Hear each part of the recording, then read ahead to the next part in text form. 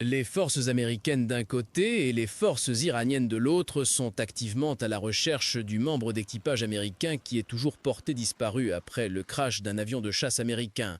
Le membre en question, un officier des systèmes d'artillerie, se trouvait à bord de l'avion F-15 américain qui s'est écrasé dans le sud de l'Iran, rapporte CBS.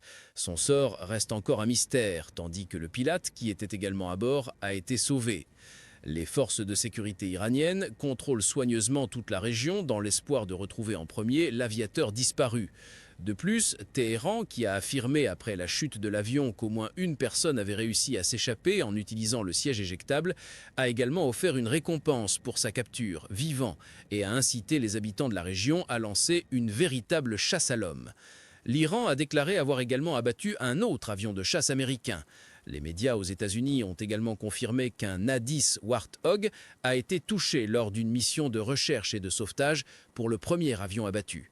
Les gardiens de la révolution iraniens ont annoncé que l'avion a été abattu par un nouveau système de défense aérienne. Le New York Times et le Wall Street Journal ont indiqué qu'il s'agissait d'un avion de type F-15, à bord duquel se trouvaient un pilote et un officier des systèmes d'armes. Mais l'Iran insiste sur le fait qu'il a en réalité abattu un F-35.